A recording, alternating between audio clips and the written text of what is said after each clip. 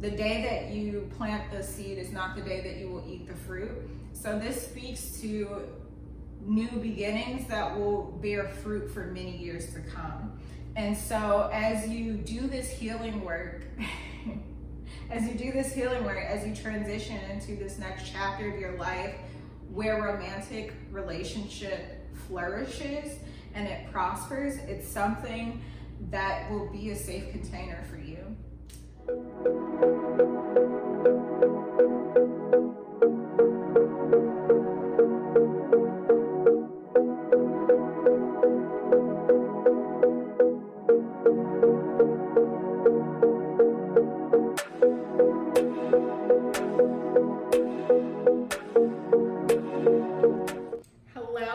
Hello, and welcome back to another video. If this is your first time with us, hello, my name is Cheyenne. I'm the face behind and founder of Soulful Soothe. And if you're a returning subscriber, viewer, welcome back to the channel. As the title suggests, today's video is going to be an energy check-in for the month of October. Now, for these past couple of months, I haven't really been guided to rewatch the Wheel of the Year reading that I did at the beginning of the year.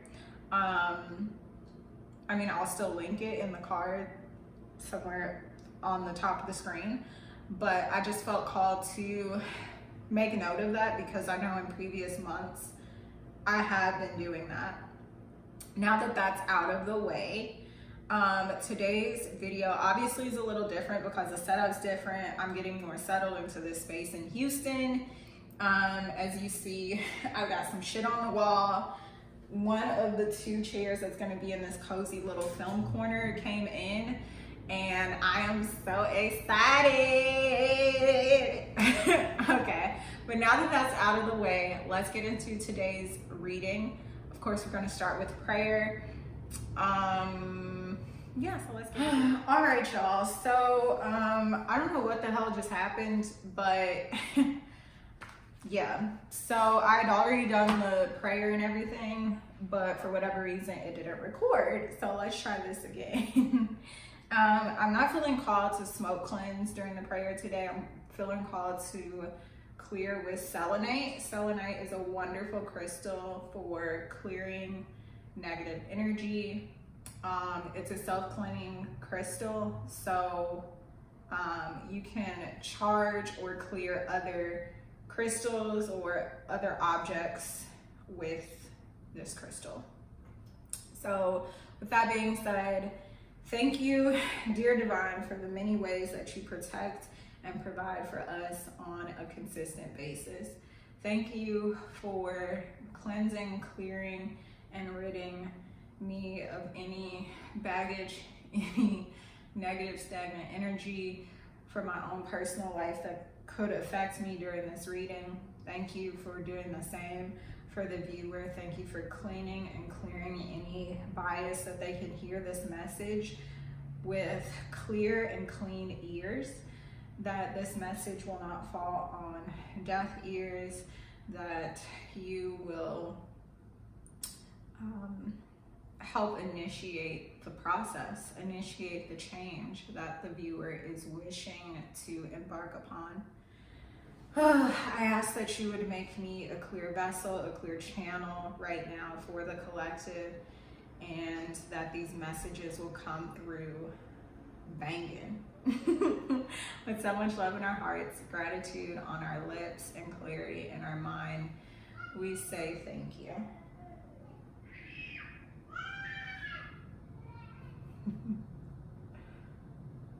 Oh, I love that.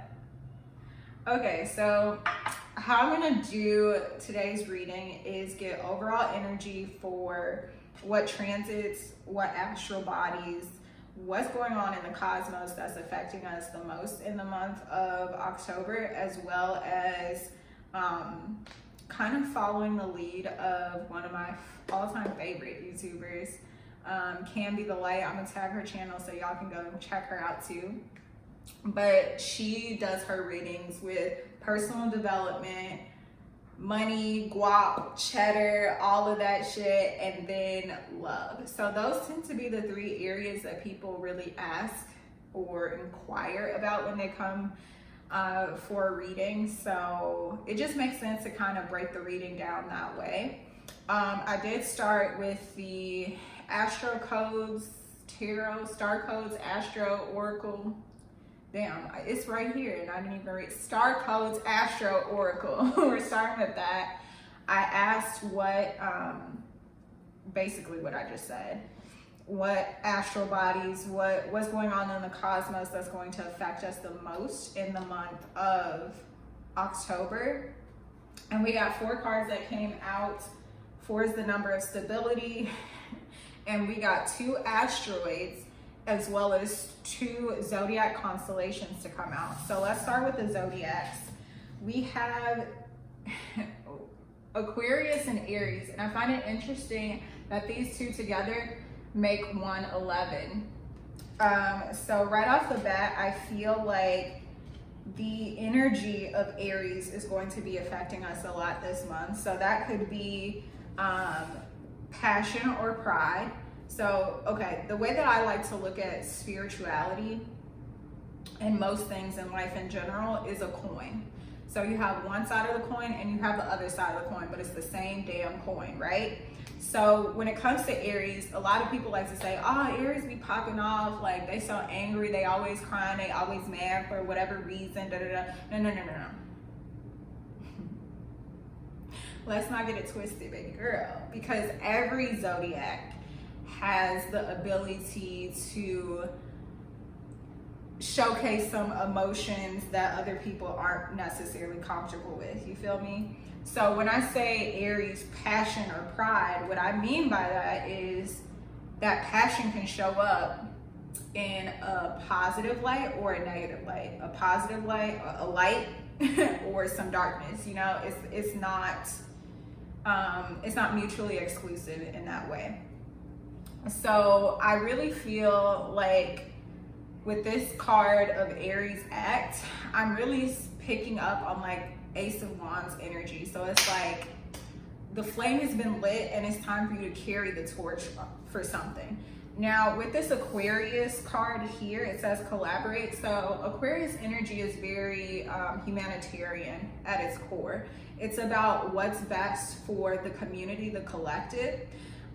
So when I look at a specific zodiac constellation, I'm always keeping in mind the zodiac duplicity or the duality of that sign. So for Aries, their opposite or their sister sign is Libra. We're currently in Libra season. So happy birthday to all the Libras out there. I wanted to say lying ass Libras, but that's because one of my babes that's Aries is constantly saying that. And then for Aquarius, the opposite or the sister sign is Leo. And you know, Leo is all about that bravado, putting yourself forward, being very confident, the Sun card, you know, that type of energy for self, which Aries is also known for. Putting self first, being very exuberant about your individual endeavors. But with these 2 cards here, I'm really picking up on a lot of heat and fire when it comes to collaborating with and connecting with like-minded souls. Now, as I say that we're in Libra season, I'm also being reminded that we did have Juno, the asteroid that's associated with partnership, romantic partnership. Most specifically, a lot of astrologers look at your Juno placement to kind of predict what your potential marriage partner is going to look like. Not physically necessarily, but more so like looking at like how this person would be in a connection with you. And then we did get Vesta. And like I said, I'll be honest, I've never heard of this asteroid, but we are going to read from the book. I also want to note, interesting enough, like this partnership card, the Juno card, it's not surprising that this is coming out because at the beginning of October, we do have Libra season. I also want to note that I said fire when I looked at the Aries cards, and both of these are asteroids. On both cards, we do have a rainbow. So the message that I'm getting there specifically is that it's something powerful that's coming in the month of October. And when I think of an asteroid, I don't really think of the asteroid itself. I think of the impact that an asteroid makes. So how do I want to break this down? Physics. So when we look at trajectory or projectile physics, it's not necessarily the object itself that we focus on. We focus a lot more on the environment of the object that's being projected. So we focus on the tension of the thing being pulled back before it's thrown. We focus on, sometimes we focus on gravity. That's sometimes in the calculations of the equations for projectile physics. What else do we focus on? We focus on the weight of the object because, the weight kind of determines, well not kind of, it actually does help determine, how impactful or how intense that impact is going to be when it hits its target. So this is a lot. This is a lot already for the month of October. Let's look at what's going on with personal development. I am going to use the Light Seers Tarot. What does the collective need to be focused on? Okay.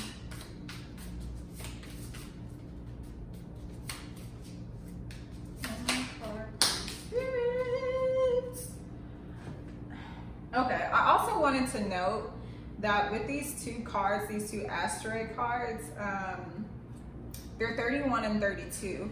So 31 and 32 and then 111, there's, yes, a sense of alignment, divine intervention, divine order, but there's also this sense of divine progression. So things are happening exactly how they're meant to be, and yes, that's certainly always the case, but I felt the need to emphasize that a little bit more. And I just remembered, I'm so sorry y'all, I said I was gonna read from the book on what these two are, these two asteroids. Let's see. Okay, Juno, partnership. The asteroid Juno points out how you may have been trained to choose between love and work and offers clues on how to balance them instead. This asteroid was named after the daughter of Saturn, wife of Jupiter, mother of Mars. She is Queen, the organizer of society, and she rules the roost. Juno and Jupiter modeled an uneasy but equal partnership that took a lot of work and had great rewards. Action. In work and love, Juno wants you to trust that you can hold steady on your life's path and develop equal partnerships, so get in there and wrestle to make the relationship work. Research healthy relationship skills and study negotiation and mediation techniques. Practice respect, communication, love, and conflict resolution between the various facets of your own personality. Like Juno and Jupiter, strive to become two whole empowered souls who can express their individual potential, work around each other's foibles, and find balance. Be responsible for your own connection to the creative source, spirit, and your emotions. Don't ask another to carry your heart for you, as it makes it hard to accept their unique path. Live out your ambition through your own work rather than through your mate, children, employees, or coworkers. If you do so, you can encourage others' growth and exploration along with your own, and so create the foundations of great relationships and a sense of community. If you don't, you can devolve into jealousy or create monsters. If you want to be in a partnership but are not, examine any belief or training that said you had to give up what matters to you in order to partner up.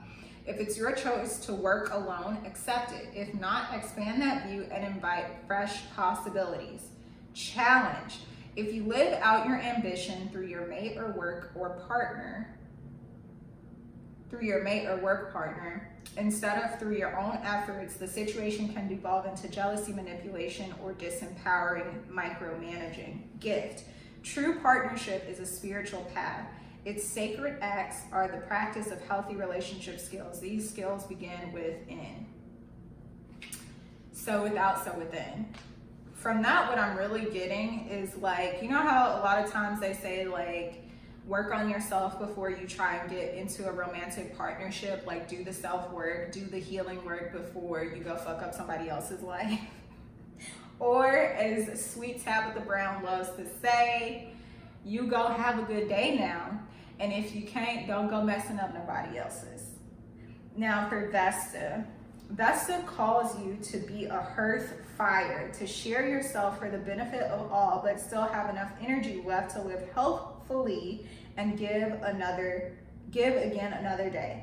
The second largest and brightest asteroid between Jupiter and Mars was named after Vesta, oldest goddess of hearth, home, the family, and the center of strong community.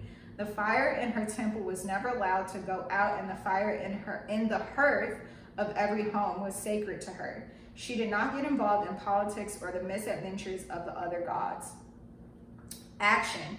Evaluate yourself in your life. Each human's task is to help reduce the total suffering on earth and increase the total joy.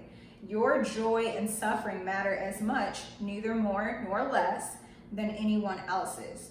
Do not burn yourself up for another's cause, nor withhold your own warmth, but share what you have to offer. This is not a situation where you need to take sides. Come back to the center, to the flame, to your hearth and your core values. Focus on that center flame instead of the personalities involved. Remember what matters. Find that deep calm within. Light a candle with a prayer and use it to bring your focus to the center and let the rest fall away. Then decide, advise, and operate from there. It may be time to take a retreat, a chance to clear yourself, clear your energy fields, cleanse your environment, reclaim your temple. If a relationship is truly of value and important to your soul, the person or team you're involved with will honor your process.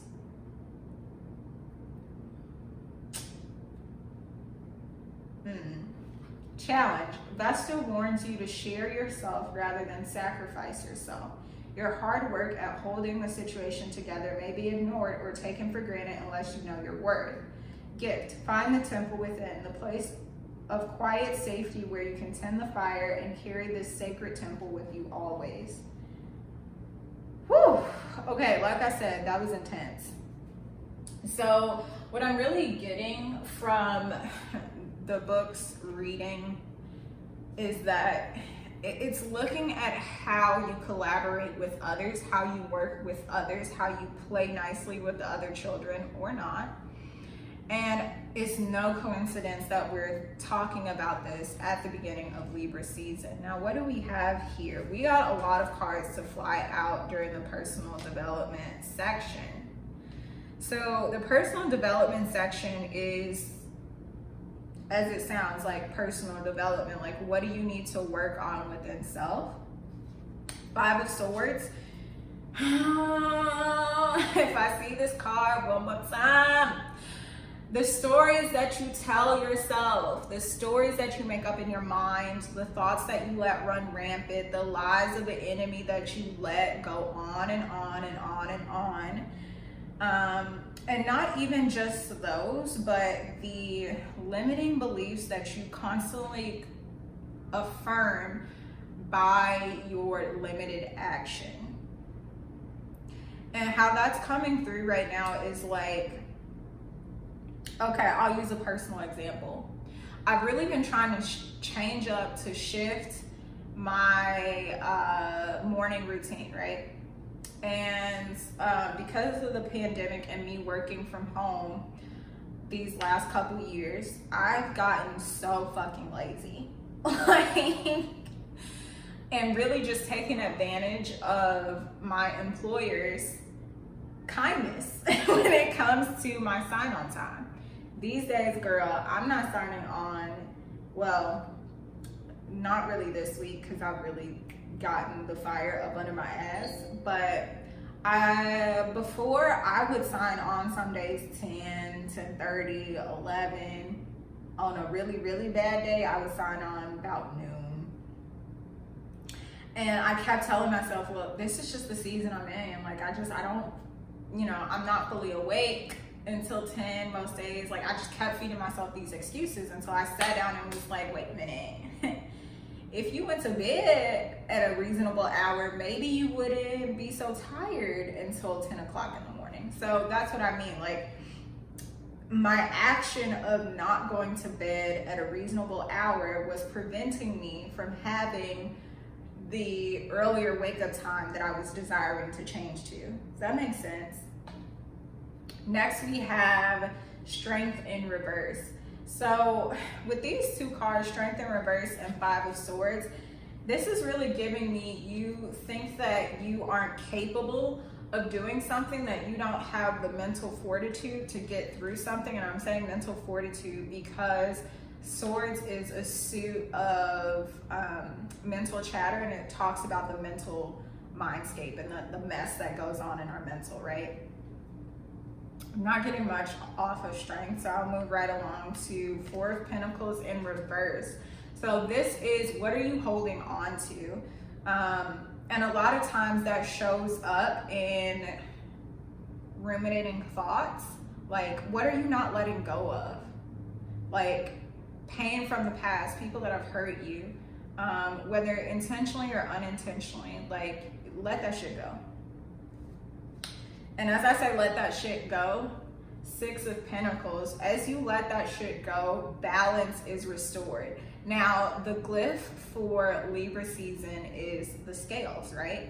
And Six of Pentacles talks about balance being achieved from the givers and the takers. Now, when I say takers, I don't mean, I know there's a negative connotation with that term, but what I mean by that is the receiver, the giver and the receiver. Okay, that's a better term. Giver and receiver.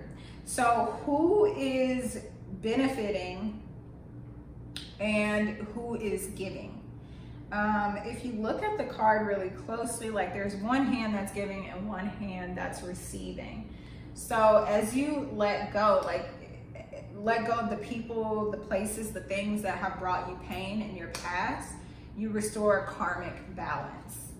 So the weight, the scales, they go from being imbalanced to balance. I hope that makes sense. And then finally, for personal development, we have Nine of Cups. So Nine of Cups, this is focused on what makes you happy. This is focused on where your soul, where your spirit is leading you. This month, I really feel like Spirit just wants you to focus on hushing the mental chatter, hushing the bullshit lies, the bullshit stories that you tell yourself, getting a grip on your mental landscape, and taking those necessary actions to get to where you want to be in whatever area of your life. And I'm really feeling like, because the Aquarius card came out as like the overall energy, like you're going to need some help from other people. But at the same time, it's going to take you getting up off your ass and asking for the help and saying, being bold and brave and saying, look, this is what I want to do, but I'm not really sure how to get there. I'm not really sure what to do or how to do it. Will you help me? Can you help me?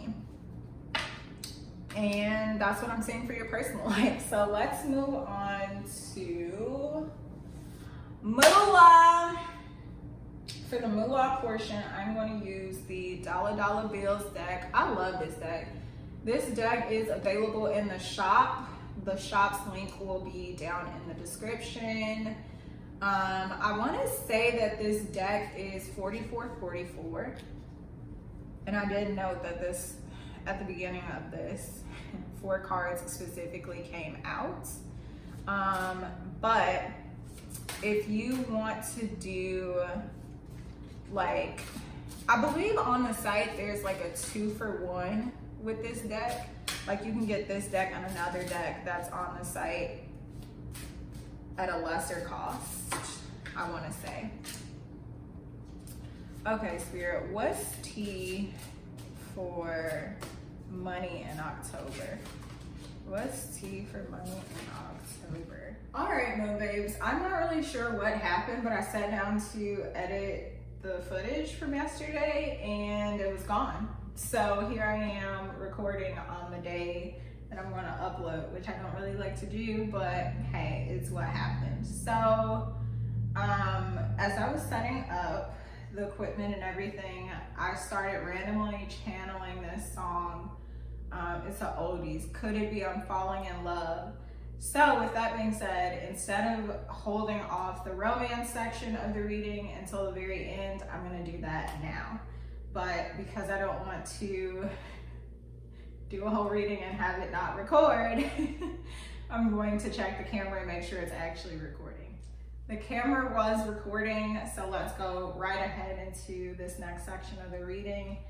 Dear Divine, thank you for allowing us to come together once again. Thank you for your protection, your love, your guidance, and wisdom shared during this reading. I ask that you would protect us and give us clear messages that we are able to understand. We are open, willing, ready, and able to receive the messages. With so much love in our hearts, gratitude on our lips, and clarity in our minds, we say thank you. All right, so could it be I'm falling in love? So I think that song is mostly about like someone being caught off guard. Someone being caught off guard that they're in love, that they're feeling attraction to someone. Okay, so yeah, there's a lot here. We got 4 cards to come out. Is it safe? It is safe for you to love. Open your heart to give and receive the highest energy of all. So yeah, someone is really questioning if it's possible for them to be feeling the feelings that they're feeling because they've never felt these feelings before. Maybe they never felt these feelings before because they thought that, you know, it just wasn't going to happen for them. Stay optimistic about your love life. Positive thinking and faith will bring you romance. So yeah, this confirms exactly what I was just saying, like them being hesitant and suspicious. Them being suspicious of how they're feeling about another person romantically because they just didn't think that it was possible for them. I'm getting the sense that you maybe are this person and maybe you are just like, you know, my standards are so high, or no one just seems to show that mutual interest. Maybe I'm not interesting enough to other people. It's safer on the inside. I can definitely resonate with that last one. It's safer on the inside because baby, yeah, I be out in these streets doing stuff sometimes, but for the most part, I keep my black ass at home. I be at home in the house. I smoke. I have my cup of tea, my cup of coffee. I have my little meal and I'm straight. Okay, so look, no judgment there. I fully understand. But Spirit is urging you to know that it's safe for you to open your heart in this way. So in the beginning, I don't know if you picked up on it, but I said, is it safe for you to love? So I'm getting the sense that you've been questioning the parameters of love, I'm hearing right now. So questioning if the container of a romantic relationship is something that is safe enough for you to engage in, safe enough for you to deal with, essentially. Healing family issues. Your love life benefits as you forgive your parents. So this is interesting to come out, but not surprising, because for the past couple of months, I've been channeling during our monthly readings certain healing that needs to take place on your maternal and paternal side. True love. This is the romance of a lifetime. So yeah, I feel like this further confirms that energy of like, you being like, I don't know if a romantic relationship is a safe enough container right now for me to be in. It's like there's a lack of trust here in the foundations of a relationship, in the parameters of a relationship. A lot is just being questioned, and I feel like a lot of this does have to do with how you've seen your parents interact or the lack of interaction there. Because I'm a little paranoid about recording, I'm gonna pause right here to check and make sure that the camera is on, and then we will get into clarifying these with playing cards. Okay, we're still good. So Spirit, can you tell me more about these family issues that need to be healed? Can you tell us more about these family issues that need to be healed? Is it one parent more than the other? Is it both? Is it the mother or the father? Like, who is it? Who it be? Because I want it to come out. So, Two of Diamonds was the first to come out. So this is Two of Pentacles. Yeah, I feel like that is both parents. There's healing that you need to do with both parents. Your foundation, your structure, key core beliefs, practices that you had in the home. If you had structure in the home, like were chores a regular thing for you? Do you remember, certain life lessons being, taught to you at the kitchen table? Or do you remember certain punishments that used to be inflicted upon you for certain behaviors? What were those behaviors? Like, just asking yourself whatever you can remember about your childhood, and wherever you have some sort of pang of remorse or sorrow or guilt or some deeper, darker emotion, explore that, and that's where the healing needs to take place. What else do we have here? King of Wands. So yeah, I feel like this could be a situation with a hyper masculine mother, or a father who wasn't present, wasn't hands-on, and right now, like, I'm feeling a lot of pressure in my chest. So yeah, I feel like this is either an absent father or a hyper masculine mother, which oftentimes those two scenarios are like in the same story.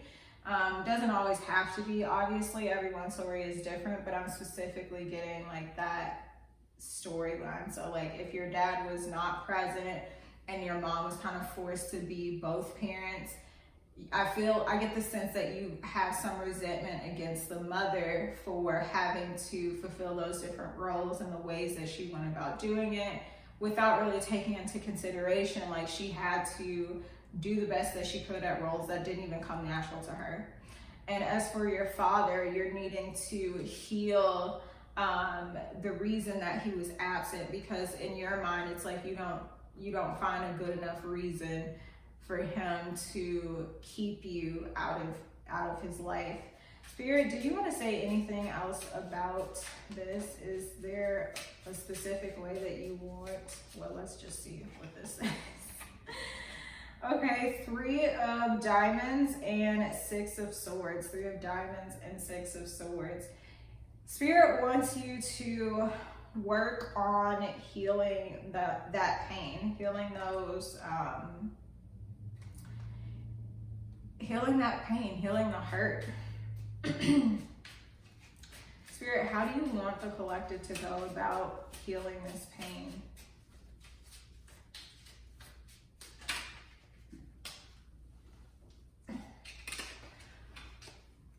Four of Pentacles. So we have Two of Pentacles, Three of Pentacles, Four of Pentacles. I've shuffled this deck multiple times before beginning.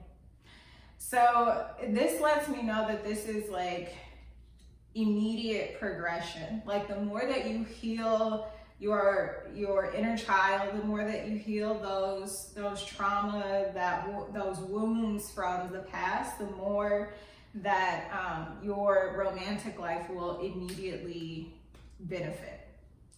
A few cards did flip over, so I want to acknowledge those.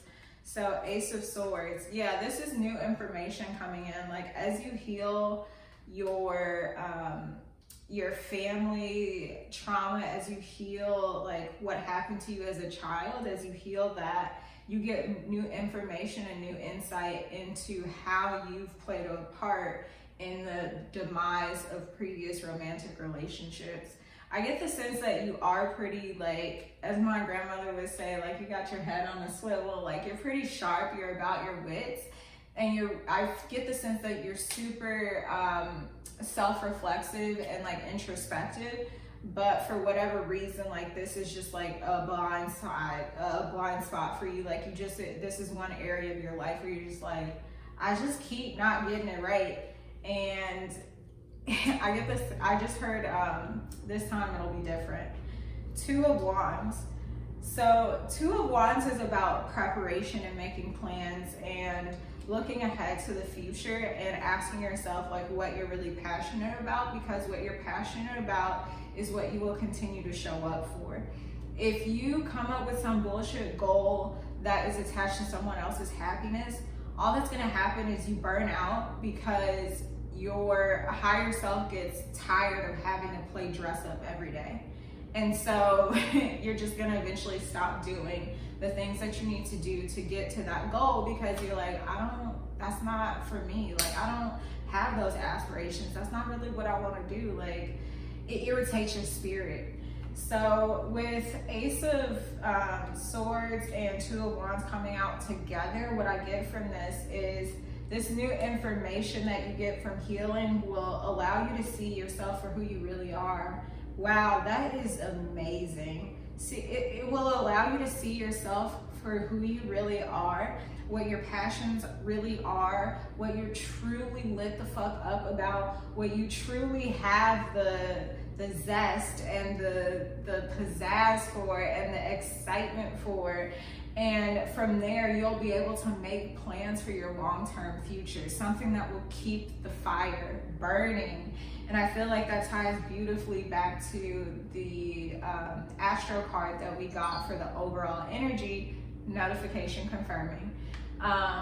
The Vesta asteroid. I don't even know if I'm pronouncing that correctly, but in the book's reading, it said something to the effect of like, the goddess who this asteroid is named after, like she would keep the fire in the temple, like she would keep it burning and the fire was never allowed to go out. So I'm really getting this message of longevity. Like this is something that the information that is unlocked from you digging deeper and doing this healing work on your childhood and your past with your family and your parents specifically, it will unlock new information, new insight into what you need to do to plan for your future that's in alignment with your true essence. All right, let's move on to clarifying these other two cards. So Spirit, what do you have to say about these last three cards? I feel like honestly we could end it there. Like that was such a powerful message. I really hope that that recorded. Okay. Ace of Pentacles. Look at that. Look at that. Ace of Pentacles.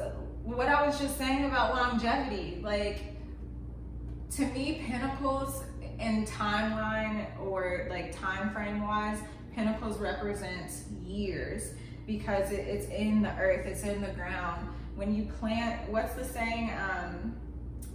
The day that you plant the seed is not the day that you will eat the fruit. So this speaks to new beginnings that will bear fruit for many years to come.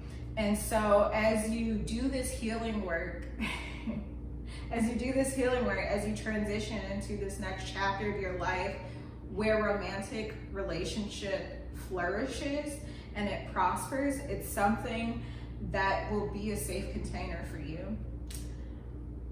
We're just going to look at the bottom of the deck and close this portion out because I'm not getting anything else from Spirit. Nine of Pentacles. Okay, so yeah, this is attached to you doing this portion of your journey solo right now. Like it's really in it for you to deal with this parental shit that's going on, or that has gone on in the past.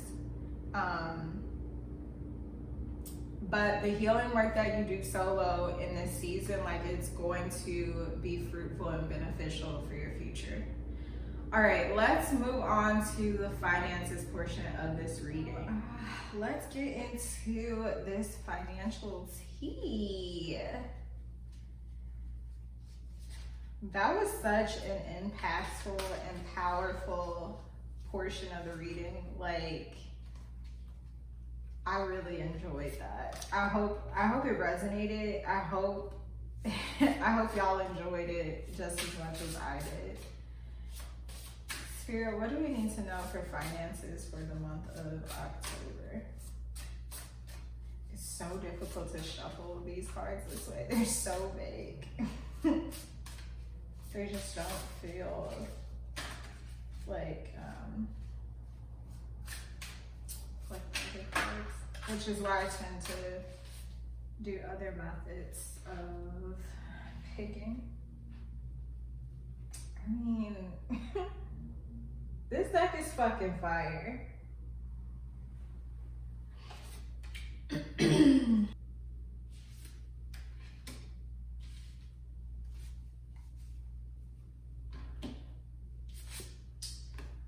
Okay, so we have 2 money gems and an affirmation. I spend my money wisely. I spend my money wisely. So right off the bat, I'm getting maybe you haven't been spending your money wisely, or maybe you have fear that you can't spend money wisely. And from this card, I'm getting that you need to really affirm this.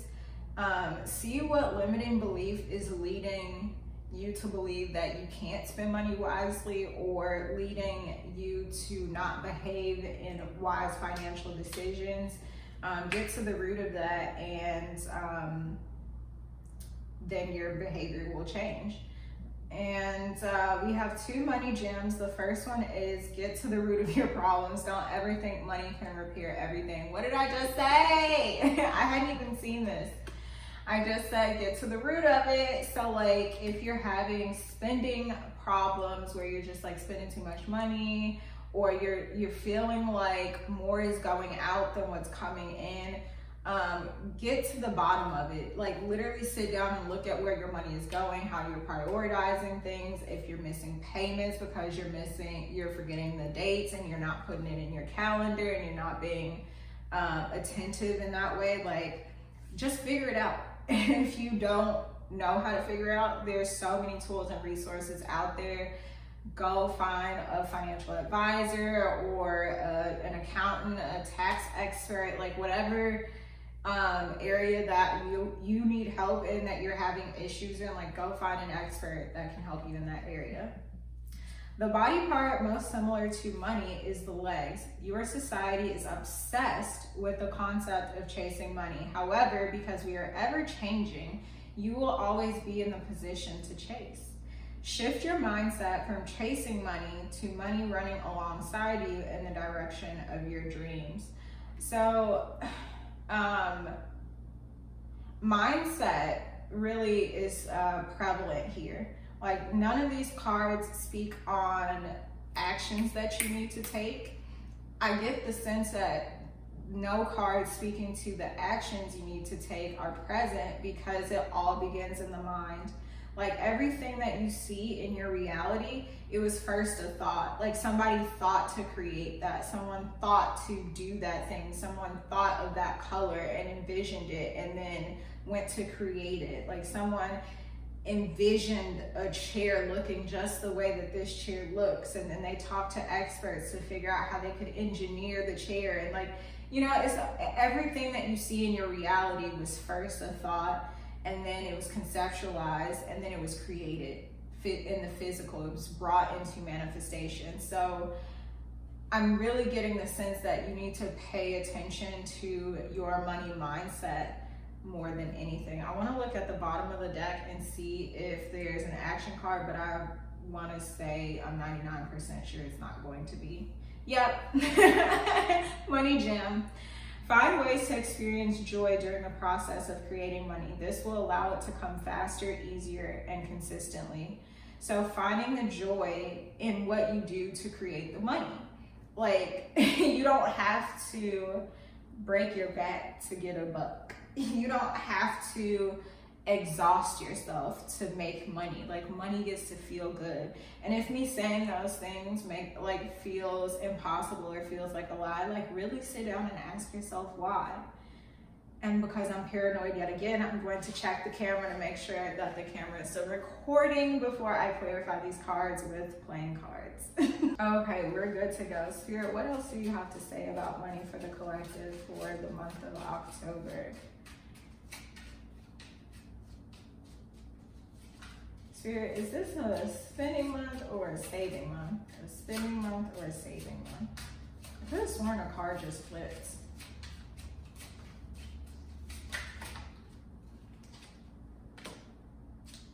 Knight of Pentacles, it's a saving month. Like, don't be spending unnecessarily. Uranus is in Taurus for a couple more years, I want to say. So really, the next couple years are, collectively, it's a time for us to be saving more than spending. And when I say saving more than spending, I don't mean like you need to go without the essentials. It's just go without the luxuries for a little bit. Wow, that's very, very interesting. Out of all these cards that just fell, there are two cards that are face down. So I'm going to take those cards instead of the cards that are faced up.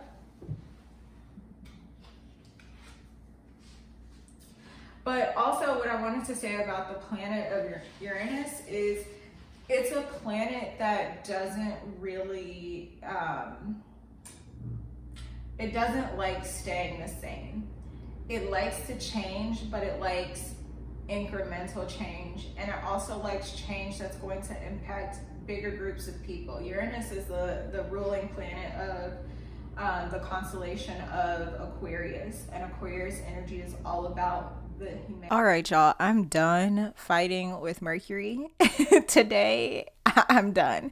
So I'm just going to record the rest over this lovely image of the cards that I pulled before the camera rudely cut off. So basically what I was trying to say at the end there was that Uranus is going to be in Taurus for quite some time. This is a time to be frugal and bear down on your necessities and kind of skirt around the luxuries, make the luxuries a little bit more luxurious. What I mean by that is spread out the treat yourself moments. Don't make that a habit of every day. Like, yes, find joy in every single day, but don't do a bunch of extravagant things every single day, because you're going to see that the money seems to evaporate. And that word, I chose that word because it's like, you know, the process of evaporation, like, it happens so quickly. So like that's the sense that I'm getting with money. If you continue or start to just be extravagant every single day. Now, looking at the playing cards on the left, 7 of Wands and 2 of Swords or 2 of Spades. This is you trying to defend unnecessary spending, you trying to defend the luxuries. And I get it. Like, we want what we want and we want to live the lifestyle that we want, right? But at the same time, how can you live that lifestyle on less? Like, this is definitely a time where less is more. And if you can't rationalize a purchase, then don't make it. Like, I'm laughing so much because this message is for me as much as it is for you. On the right side, the playing cards that we see are the 2 and 6 of clubs or 2 and 6 of wands. So together these two create the 8 of wands, and that's what I was getting at about that evaporation. Like, the money, it seems like is going out. But what I asked when I pulled these cards was how can we heal the current money situation. Two of Wands came out first, and from that I interpreted just make a plan. Just create a plan on how you want to execute. Like, how do you want to show up financially? How do you want to look financially? If you say you want to be rich, like, is that associated with a certain number? Like, how do you get to that number? Is it saving? Is it investing? Is it starting a business? Like, how are you going to achieve that goal? Like, get serious about writing your vision and making it plain. Six of Wands is here to affirm you that you will be successful. You just have to keep trying to get better. Like, nothing happens if nothing happens, right? But you want something to happen, so you're going to have to get up and do something different. You want something different, you got to do something different. And the Six of Wands is here to just say, like, you're going to be successful with trying different things. But that's basically the message that I was getting. It's basically what I was saying at the end of the reading. I don't want to make this video too much longer because this is pretty damn long to begin with, but I appreciate y'all so much for tuning in. You can find links to everything mentioned in the description box. And if you have a request for a topic you want me to talk about or do a video on, please let me know. Like, feel free to DM me or comment below, and I will see what I can do. So without prolonging this anymore, until the next time, ciao.